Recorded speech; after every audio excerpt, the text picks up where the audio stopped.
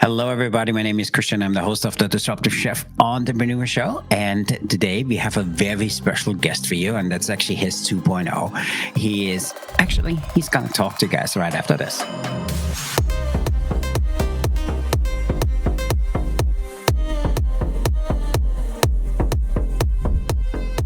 Hello again. My name is Christian. I'm the host of the Disruptive Chef Entrepreneur Show. And I'm here today with a very good friend because he's our second version here today. So I'm here with Tyler. So, Tyler, welcome to the Disruptive Chef Show. Thank you, Christian. Thank you to be on here again, and excited to have a lot of fun and offer a lot of value, man. So today, before we get started, I want to ask him to kind of bring home a little bit again on his background, how he came to be, what he does today. But today's episode is how do you navigate success and how do you have that success with your significant other? And for that, I'm really excited you coming back to this, and I'm really excited to have this conversation. So with that, give our listeners a little bit of the cliff note, who you are, how you came to be, and what you do today. Sure, absolutely. Yeah. And the other episode, I kind of went into this, but I'll give you a little cliff notes. You know, for me, sports for my whole life, played college football, and then I got a chance to play overseas in basketball and in China. And then as I was transitioning out of sports, I knew I wanted to do something remote. And one of my first mentors, he helped grow and scale Salesforce up to $100 million, taught me the strategies on how to build and grow companies through sales systems, and then started my own consulting company. That was about 12 years ago. I always loved to speak. The consulting opened up more doors to speak. Then I gave a TEDx talk that went viral. And now we help founders and leaders grow their personal brand through speaking and through different sales and consulting strategies as well. So that's kind of the professional background. And then on the significant other background, I'll give you a little backstory here that we can jump into too, is that I always knew I wanted to get married at a very young age. I always knew I wanted to start a family at a very young age. And so we have a very interesting story because during the consulting, during this journey, I started my own live event company. And at the time, I'm this single bachelor guy. And one of the things I told my partner, I was like, hey, man, I want to have a live event on a super yacht with supermodels. That was the goal, and that was the event. And that's all we really had. We didn't really know the marketing or anything like that. But my wife, she actually got referred and recommended to the event to be the MC to speak at the event. And when we first got connected, like on Zoom, it was very professional. You know, I again, this was business. I didn't, have any intention whatsoever.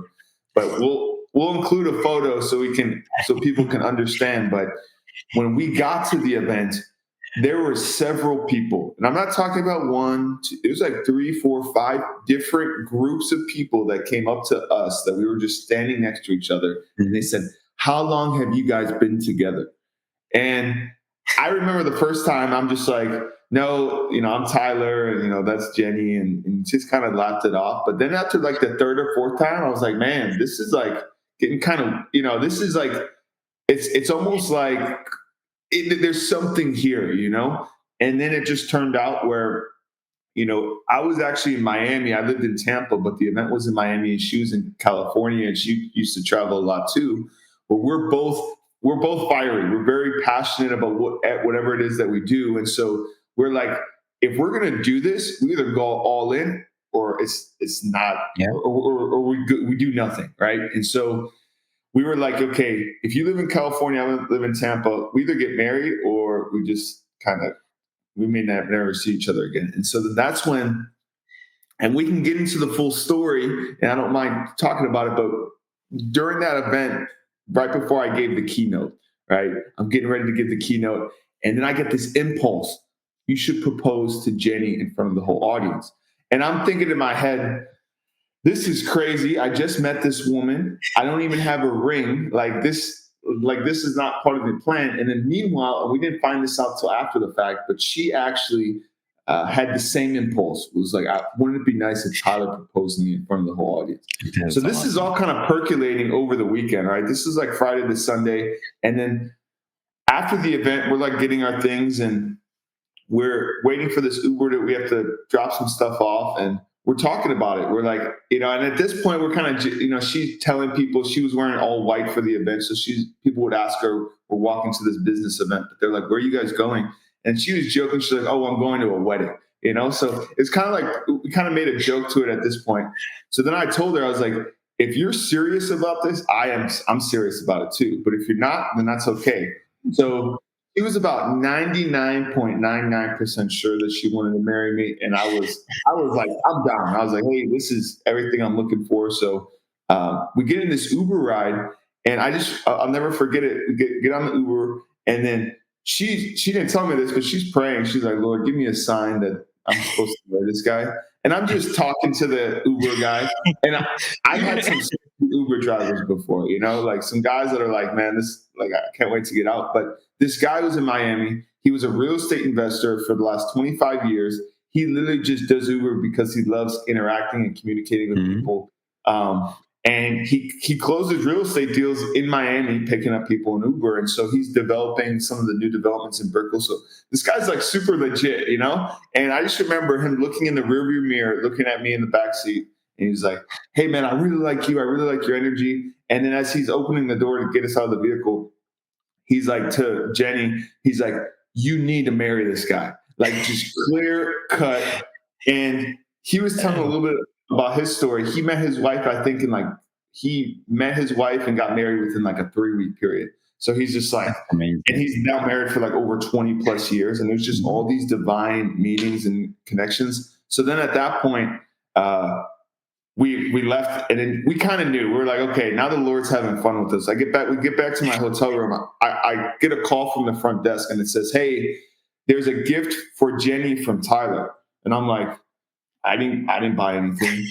Well, there's 3 dozen roses waiting in the room, because one of my buddies at the event, when we were like, hey, we're getting married, we were like joking, but he thought we were serious. So he ordered the 3 dozen roses to be ready at the room by the time we got back. And then, one of the things, and I know we'll get into this, but one of the things that I told her before we even decided this, because we ended up getting eloped, and we just made it official that weekend, was I told her, I said, I view marriage till death, right? And if we do this, this is till death. And if you don't feel that way, that's completely okay, but then we shouldn't do it then. And I told her that very clearly. And then, obviously we had that conversation right before we got in the Uber ride. But then it all worked out. We ended up getting married, and now it's been over 4 years. And I always tell people marriage is such a blessing. And then it even gets better, man, because there's a pre-story and an after story as well. But one of the other things I didn't mention was my Jenny, before the event, she actually got a call from her friend, was saying like, hey, Jen, I got this package in the mail. I want you to come over and pick it up. So her friend got this package. It was addressed to her location, but it had no return address. They didn't know who it was from. And inside was an engagement ring and a wedding ring. And this woman's married, and even her husband and stuff, they're like, what is this? And so they're like, hey, Jenny, I know you're single, but I'm feeling called to just call you to give you these rings. And so the Lord even sent us our engagement and our wedding ring. Jenny, at the time, she's like, no, I'm not getting married. I'm not dating anyone and anything like that. But that kind of gives you some backstory on my journey. And I tell people, the last thing to close this thought out with finding your significant other is, when we got back to my place in Tampa, I had a journal that was 3 pages. Like, I had a big journal. It was like 3 pages long, getting very descriptive about my wife. And it was crystal clear of who I wanted to be with and what I wanted. And it was my wife. And so I always tell people, if I wasn't clear on what I wanted, I could have easily met my wife and just been like, hey, nice to meet you. Like, hopefully I see you again in another event. But I knew exactly what I wanted. And I saw the opportunity, and the probability was high. It wasn't for sure. And I took a risk, and it paid off, man. So that's I love the story. By the way, so I hope our listeners realize, because I honestly believe if you work out of integrity, if you work with what you are meant to do, things happen. And being open to opportunities. And we said we gotta have a second name for today's episode, what we call aligning entrepreneurial ambition with a relationship harmony, because that's for me is really key. And I hope the listeners, you guys heard what I heard, because this was meant to be. If you wouldn't have followed through, it's crazy. So it was definitely meant to be. So now talk to me a little bit. And there's a lot of entrepreneurs out there. So what are some common challenges entrepreneurs see when they trying to not just balance their business with their relationship life? How do you even start having this conversation? So you guys met as Sure. this team. So how about you want to do this entrepreneur segment? You want to do that. So how do you start having this conversation when maybe there's kids involved and you need or you have responsibilities? So talk to us a little bit. What do you and how you look at this? How did you guys manage that? Sure. Well, one of the questions I always like to ask, and I'll turn it back onto you really quick, Christian, is what would you say is the difference between being interested or being committed? What would you say the difference is? So for me, being committed, there's no way out. This is one way in, and we doing this all the way. Right, absolutely. Yeah, I like to say interested is you do whatever is convenient, and Hmm. committed is you do whatever it takes, right? Yeah. And so, as an entrepreneur, you have to get very clear with what you want in your life, right? Because everything that's worth having requires sacrifice and discipline and commitment, right? And that's okay. There may be Hmm. some things like working out that you may be interested in. You do it Yep. when it's convenient. If you don't feel like it, you're not going to do it. But there's some people out there that are committed to their business, they're committed to their health, but maybe they're not committed to relationships. Maybe they're just interested in going out when it's convenient. And so you have to get crystal clear on what that looks like for you. Hmm. Because if you look at many of the greats, quote unquote, in business and in sports, if you look at a Tom Brady, a Jeff Bezos, Elon Musk, Hmm. their relationships aren't like idealistic to like follow, right? Because they're so focused and committed to what they're doing. And Hmm. that's completely okay. But that's not fair to that significant other to say, hey, I'm going to be committed to you when I'm actually committed to something else. So Yep. you have to get clear as an individual. What are you willing to prioritize? And for me, I'm willing to prioritize my faith in Jesus Christ, number one. And that's a common thread that for me personally, and this is just my personal opinion on marriage and relationships, is that I need to be aligned spiritually with that other Yep. individual before I get married. I, Because, I love that. And for me, and if you don't mind, so I want to have this conversation with you because you said something a few times, that you need to get really clear. How do you get clear with somebody else if you're not really clear with what you want to do? So right, talk to us, because there's a lot of our listeners, they know they're meant to serve a community in a great way. They know they can serve so many more people if they go out there on their own. So how do they get clear, and how do they translate this into a relationship? sure. I mean, one of the things that I started with when I wrote down those 3 pages in my journal, a lot of people are like, oh, specific colored hair, specific colored eyes. What I started with was core values. Like this Yep. person's a woman of faith. This person is engaging to talk to. I can have a stimulating conversation with this individual. I can have fun with this person. She's adventurous. Like I go into attributes and qualities, right? And Hmm. that's something that we all can do as individuals and human beings is even if I don't know exactly what profession or business or direction that I want to go, then I need to start becoming a high quality person just Hmm. in general, right? Someone that brings the energy, someone that is engaging to be with, someone that, you leave the environment and someone's like, wow, I really enjoyed my time with that person. Like Hmm. focus on becoming a person of high quality. And then like, I was one of those guys that was like, I want to know exactly what I'm doing every day. I'm like a Marine. I'm an athlete. I love having structure to my day. And as an entrepreneur, when you're first starting off, you're going to have to start Hmm. creating that structure in your life. And is some lack of clarity, right? Yeah. Yeah. But it always comes back down to getting clear. Like I'll share this with you because one of the things that I always talk about too is TF bar. Raise the effing bar. And the thoughts lead to feelings, feelings lead to beliefs, beliefs lead to actions, and actions lead to results. TF Hmm. bar, right? And so if I can start thinking and visualizing where I want to be, like who I want to be with, what type of lifestyle, where I want to be at, then that's the thought. Mhm. Then what's going to happen is going to start to elicit a feeling within me, right? So now I'm Yep. going to get excited. Hey, I see my future wife. I see the business, or I see this life or this person that I'm becoming. I can feel it. So then what starts to happen is if I continue to go think about those thoughts, continue to have those feelings, what starts to happen, and this is the biggest key, is the belief. You start Mhm. to believe in yourself. Because that's ultimately, if you think about it, it's like if you have a vision, we all want more in our life. Yep. And then the variable comes down to, do I have the belief that I can achieve it? Mhm. Right? Because if I start to feel it and it starts to become real, and I start to facilitate this belief into the ability to achieve it, then that's going to elicit action, Yep. because if I feel like I can make a shot on the basketball court, I'm going to take the shot, right?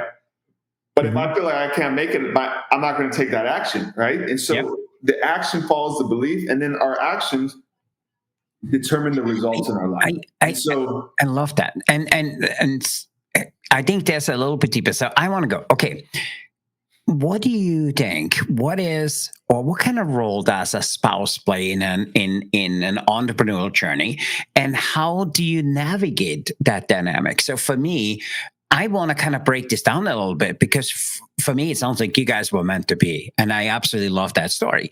But how do you do this when you feel like I want to do this, I want to create something else? How do you have that original conversation with your spouse? And so I go back, what role does a really designated or a dedicated spouse, what role do they play in a relationship like that? well, sure. I mean, that's a great question, and that's the $1 million question, right? Mhm. It's like, how can two high performing individuals come together as one union and be on the same page, moving towards the same goal? That's Mhm. ultimately the focus, Yeah. right? I mean, it's a journey, right? I remember when we first got married. My wife, she was a full time model. She was getting shipped. She was Mhm. flying around the world, and I was speaking around the world. So we're like high D personalities, just like forces of nature coming together, right?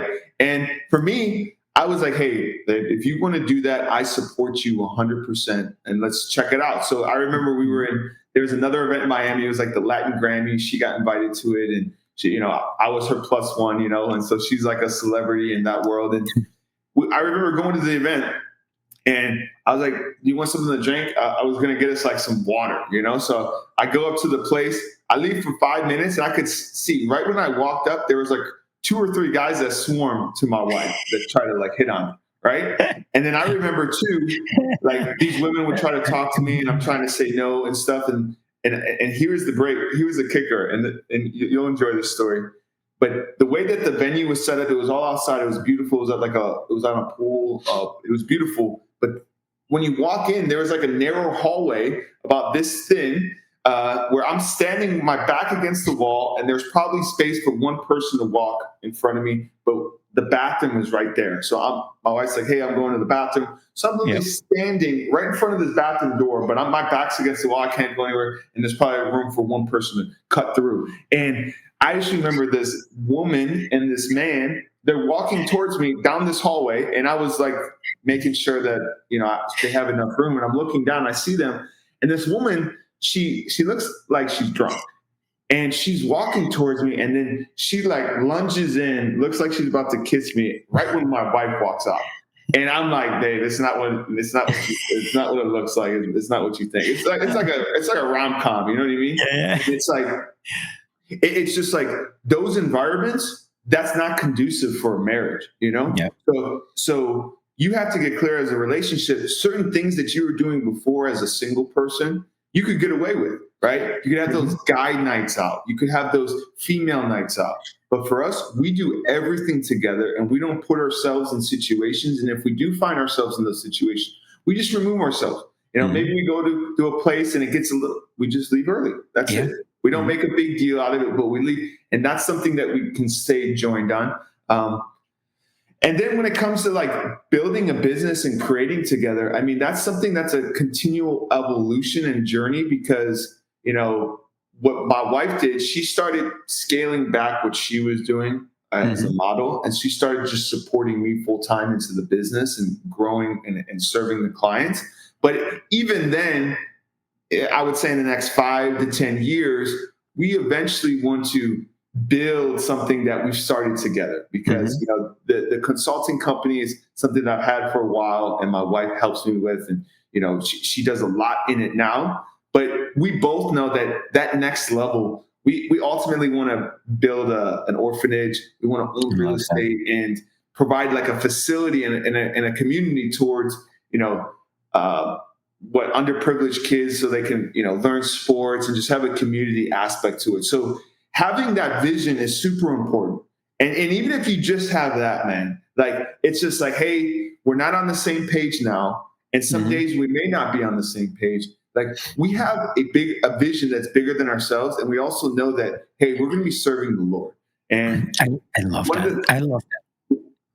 one of the things I also wanted to say too, with people that are still trying to figure out the significant other too, is focus on being the person that you would want to be with. Because when we Hmm. also first got together, like I didn't need to be with my wife didn't need to be with me. So I think a Hmm. lot of relationships now, they're like, oh, they become dependent on this Yeah. other person.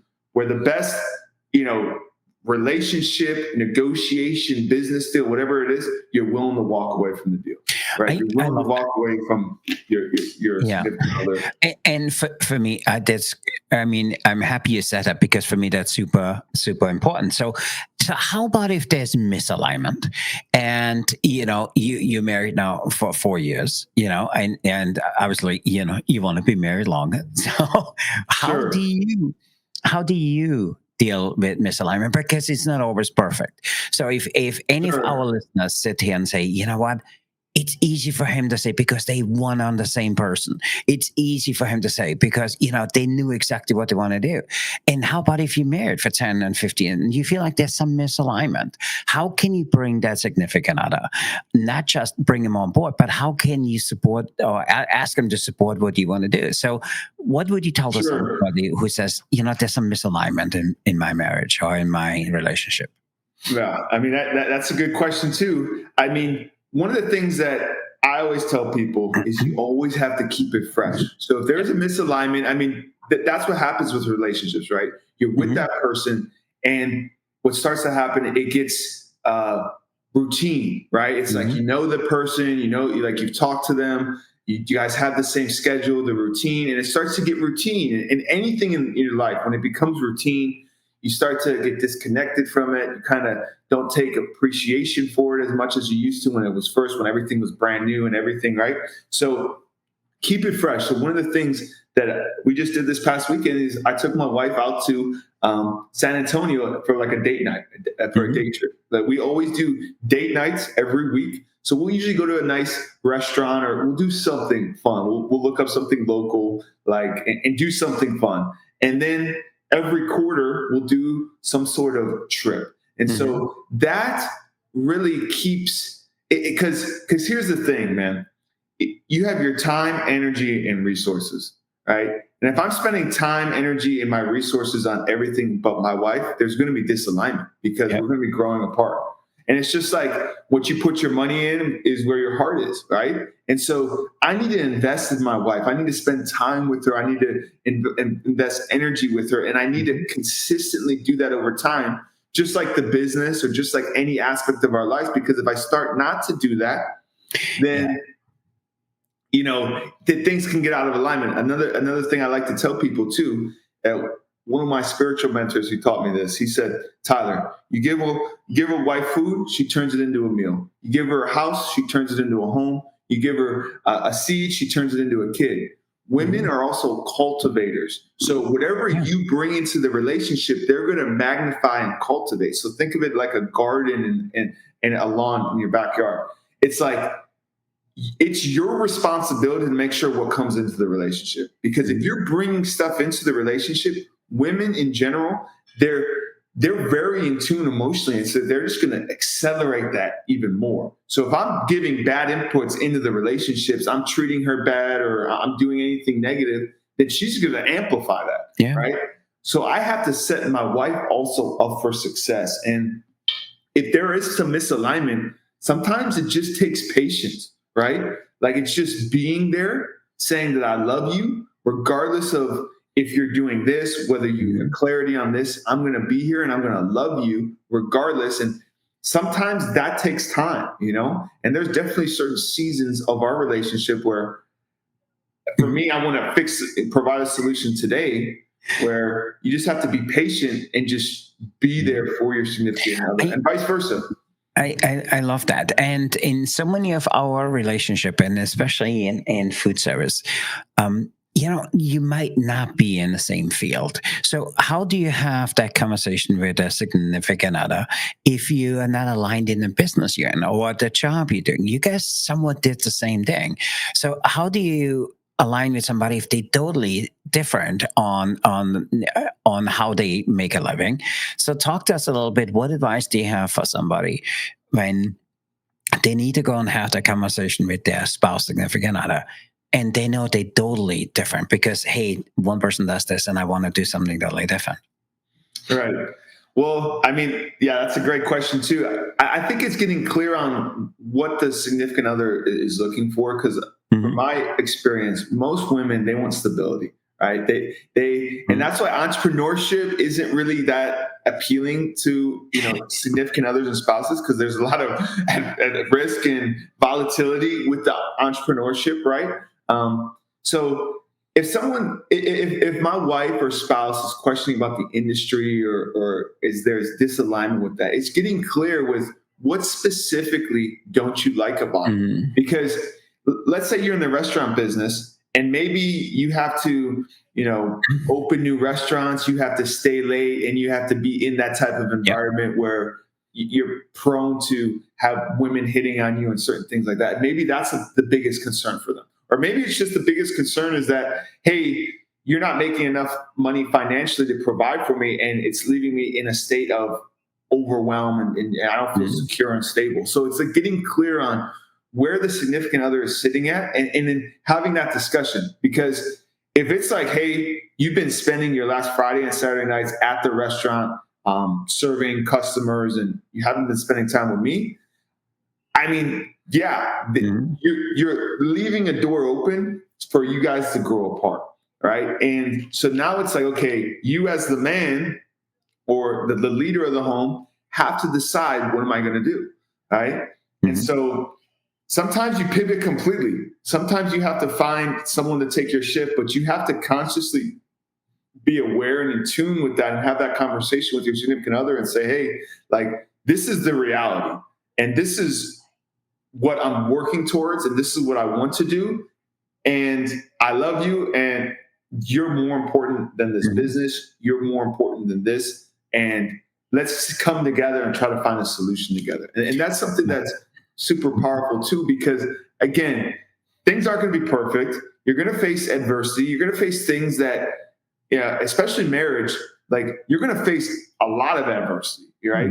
Especially women and guys, if they see a wedding ring, some people, they enjoy that. They're like, oh, since you're married, they like pursuing you since you're married and stuff like that. And so it's like people that are married, they usually get attacked a little bit more. So you have to keep your guards up and just facilitate an environment that cultivates a winning relationship. And that's a lot of it's just eliminating distraction, eliminating environments, eliminating toxic relationships, eliminating old past friends. Another thing that I did when I got married too was with my social media was unfollow all women. Because what type of relationship do I need to have with a female outside of my marriage? Right. And as a single guy, as a bachelor, I'm like, that kind of doesn't sit well with me. But I also have to swallow my ego and swallow my pride. And I have to make conscious decisions and say, hey, you know what? That makes sense. Because I wouldn't want my wife to have relationships with men outside of marriage too. So it's also being in alignment with your actions too. Because what I've noticed is my wife, it's and this is what I expect when I have kids one day, is that the kids mimic what the parents do. Mhm. And same thing with your significant other. If you're the leader of the household and you're the husband, it's like your wife is looking for you to lead. And if you're taking certain actions and you're saying another, there's going to be some disalignment Mhm. within you, which is then going to cause disalignment within her. So it's Yeah. like I have to get in alignment with my actions and my words, so then she can follow suit. And then that's when you become this Yeah. unstoppable force. And here's the thing, man, the most important aspect is this, man.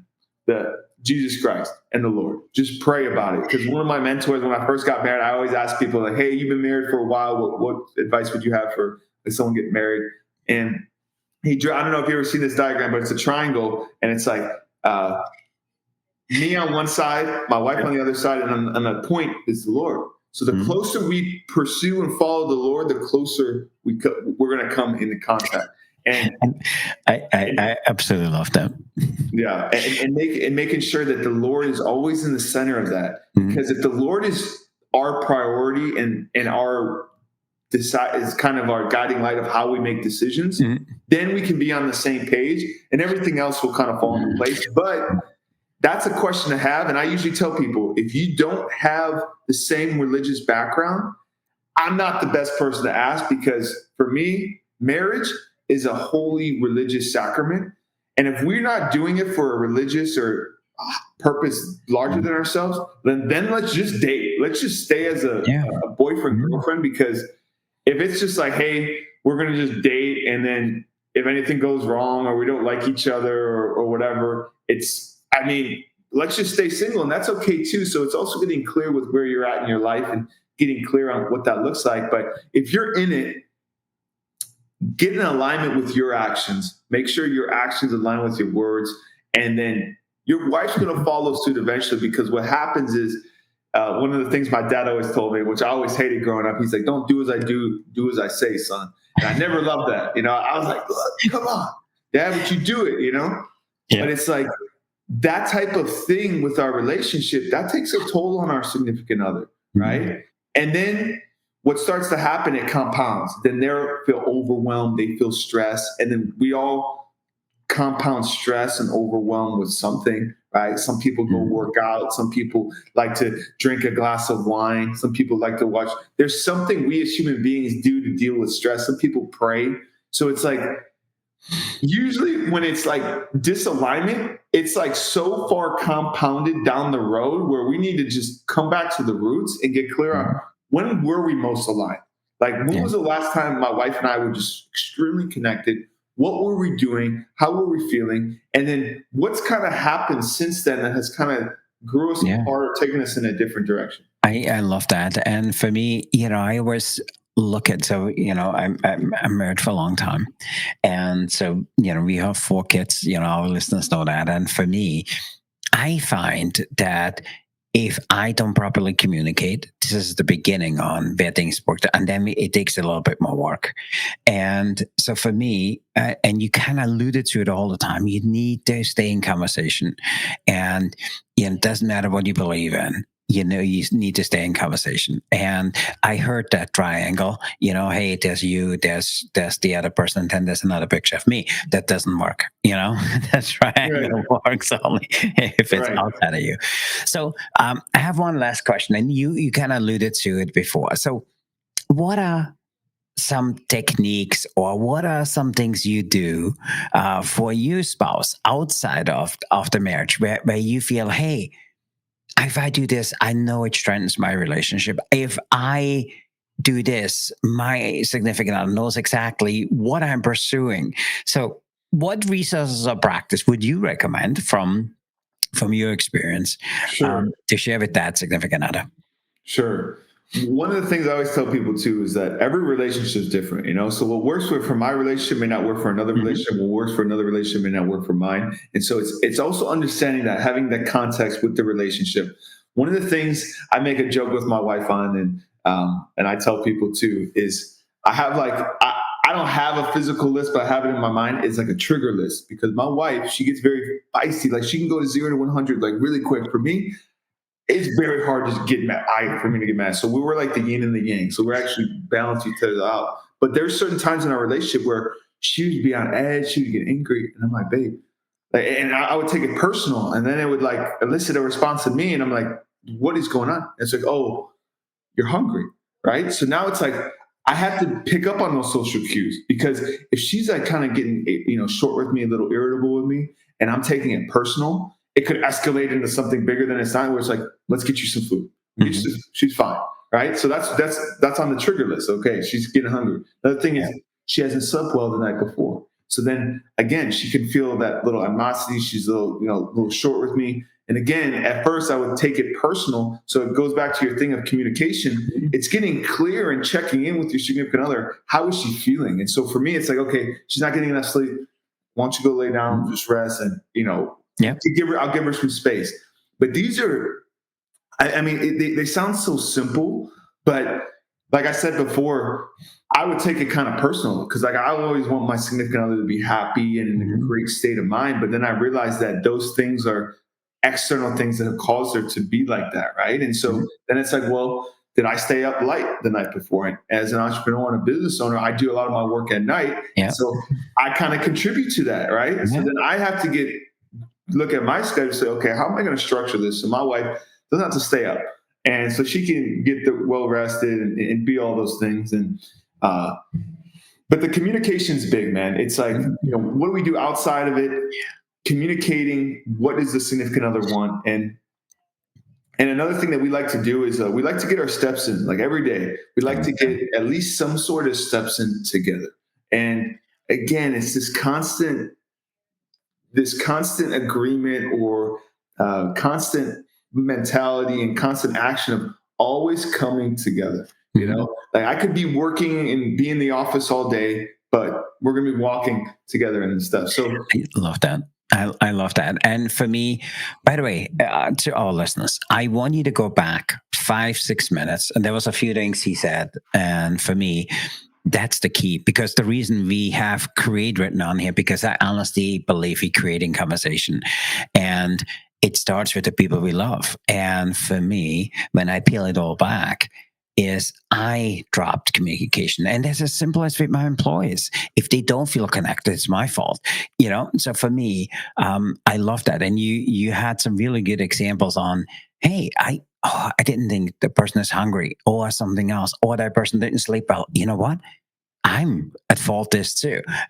For me, that's super powerful. And for me, I'm a big believer, and our listeners know, because you create in conversation. You do not create by sitting still. You do not create by sitting here and watching a movie. And you don't create by going and swiping on your phone. You're creating conversation, and that for me, it became our slogan for everything we do, because the chair I'm sitting in, the table the desk I'm using here, somebody said, "Oh, we need to make this desk, and we need to shape it, so somebody can have 4 screens there." And then, you know what? We have it aligned with the watch that it's a standing desk too. And somebody said, "This is an awesome idea." Or somebody could say, "You out of your mind? Who will sit in a drying chair? Who will stand up when your watch tells you to stand up?" So for me, that's super, super powerful. And to our listeners, and you guys know I can have a conversation with Taylor here all day long.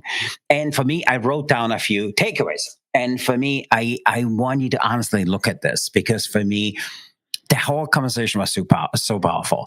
And to all of our listeners, I encourage you, please go back 30 minutes and listen what he does. And I also love what he said. Hey, Tyler said, it's not all about me, and I need to understand what the other person is up to. And for me, all of the things he said are super powerful. And for me, my first thing I wrote down here, and I want our listeners to write in the comments what you think about this. You said you need to trust your gut, and that was your first thing. Yeah, I absolutely love that conversation.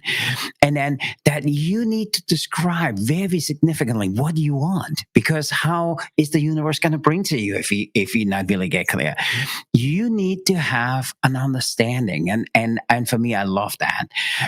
You also talked about the quality on and stuff you have here with your person. And for me, I absolutely love TFR. And so for me, those are the few things. So I think if you guys want to know more about what Tyler does to be successful in his relationship, you guys need to reach out to him. So Tyler, how can people get a hold of you? Yeah, feel free to reach out to me on Instagram or LinkedIn. That's the best way. You can also go to tylercerny.com. One of the things I also wanted to mention too is during that process before we got married and made that decision, as we were, getting the dozen roses. And one of the things is I had this room. It had like this balcony. I ordered a bed up there, and we were saying our vows. And one of the things I wanted to share with this is, I mean, up until that point, man, my life was quote unquote good. I had a successful business. I had a lot of relationships. And it was one of those things where it's like, on the outside, it's like Tyler's living a life. But deep down for me, man, I was a heathen. Dude, I was living a lifestyle that if I would have accelerated that lifestyle for the next 5 to 10 years, who knows where I'll be, right? And so my wife also came into my life, and I just remember she was praying to the Lord, saying her vows. And I just remember that simple interaction of her speaking to the Lord made me get closer to the Lord. Just through me just being in the presence of her having a conversation and praying, I was like, wow. It then shifted it for me. It's not like this is a marriage or this is a woman. This is something that the Lord has given me that I now need to make a decision. Am I going to steward this and this person for the rest of my life? Right. And it's like, and that's something that with Christianity and any religion, it's free will, right? You have the option to and it starts with everything. It starts with your office, your bedroom. It's like, are you stewarding the little? Are you stewarding, like, is it a mess or is it clean? Like, just stewarding the small things. And I just remember, as a significant, as if you're married out there or you're looking to get married, that's how you also have to view it. It's like, I'm going to do everything in my power to steward this individual and just make them the best person that they can be, right? And so that was another thing I wanted to share, because I was on a totally different path, and my wife, she came in, she really realigned me, and then I looked at it, I was like, Lord, if I don't marry this individual, I feel like I'm disobedient to you, because these are all signs of telling me to get married to you, and this is you're entrusting me with this individual.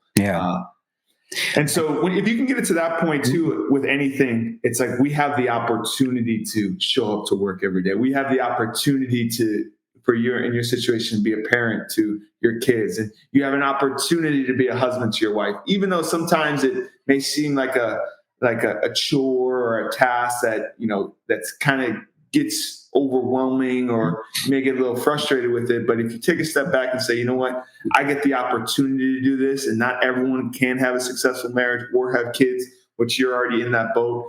It's like, that's success, man. I mean, and that's a biblical principle, man, having kids and having your generations beyond you, man. So that's super cool. So I just wanted to share that with the world. Love that. And I hope our listeners know now why we ask Taylor to come back here for a 2.0, and we will ask him to come back again, because we want to see what he's up to. We want to see where he takes the business. And also, hey, no pressure, but I think Christian is a really good name if you ever have, a family. So no pressure. You don't need to make a decision now. Just let us know some other day. So, but before we go, I have a brand new hot list fresh off the printer. Are you up for playing a rapid fire question? Let's do it, man. 1 through 25, correct? Yes. So if you guys remember, so it's really simple. So we call it rapid fire question, food service edition. We made it easy. You answer it yes or no. And why? Because we want our audience to know a little bit more about you. And we found that through food, because food is the great universal and it's a great equalizer. It's a great way to get to know somebody else. So are you ready to play rapid fire question? Let's do it. Okay. Hit me with 25. 25. Okay.